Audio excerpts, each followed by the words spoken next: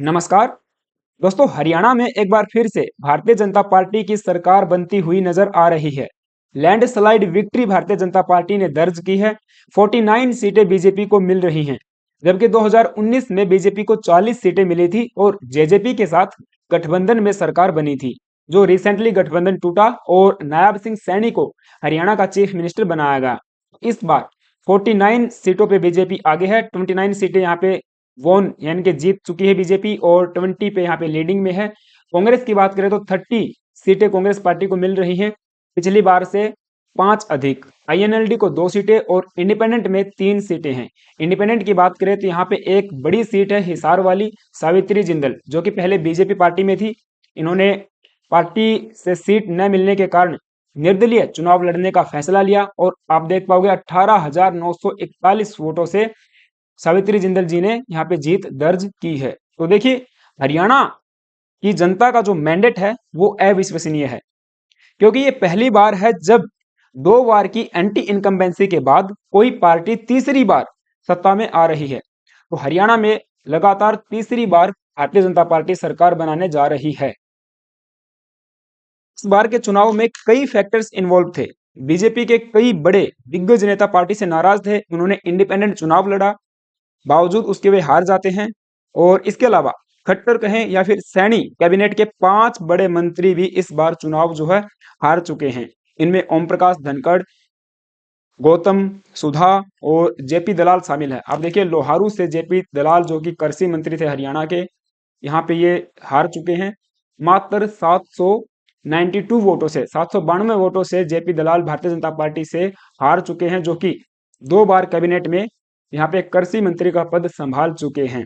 इस बार अगर हम लोग पार्टी के वोट शेयर की बात करें तो बीजेपी का वोट शेयर इस बार बढ़ा है। 39.90% बीजेपी को मिलता हुआ नजर आ रहा है, जो कि पिछली बार आप देखोगे तो 37, आई थिंक 37 के आसपास बीजेपी को वोट शेयर मिला था। और इंडियन नेशनल कांग्रेस का जो वोट शेयर है वो भी काफी अच्छा खासा बढ़ा है। और इसमें बड़ा फैक्टर जेजेपी पार्टी का रहा है।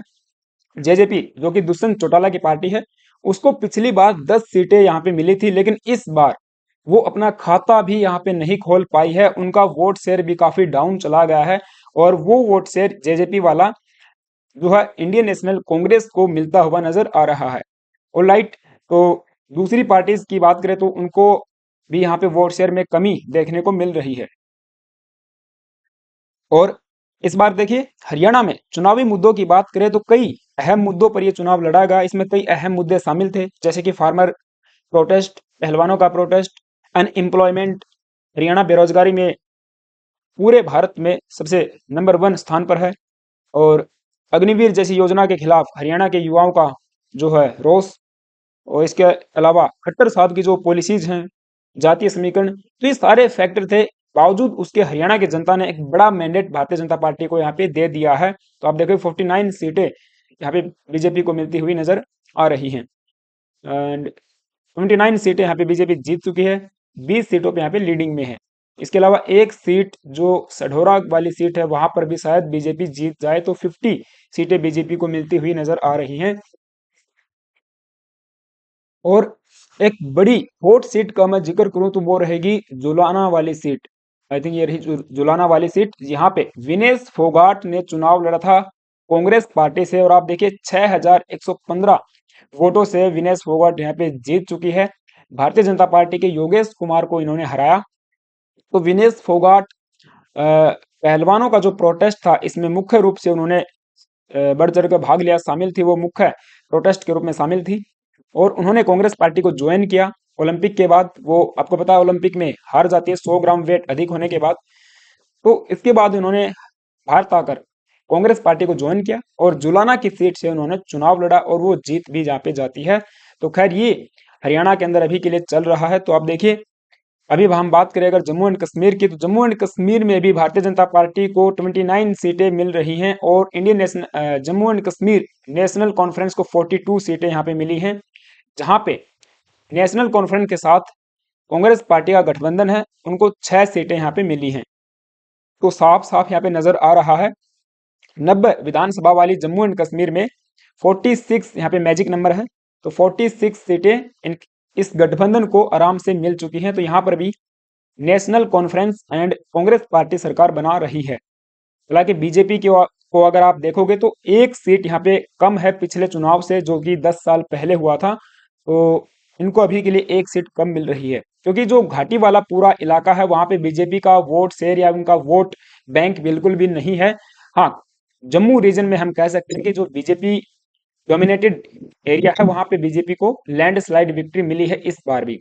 और एक बड़ी बात यहाँ पे ये देखने को मिली कि जो Jammu and Kashmir PDP party है, people's democratic party, Mehbooba Mufti वाली पार्टी, उसको केवल 3 सीटें मिली हैं।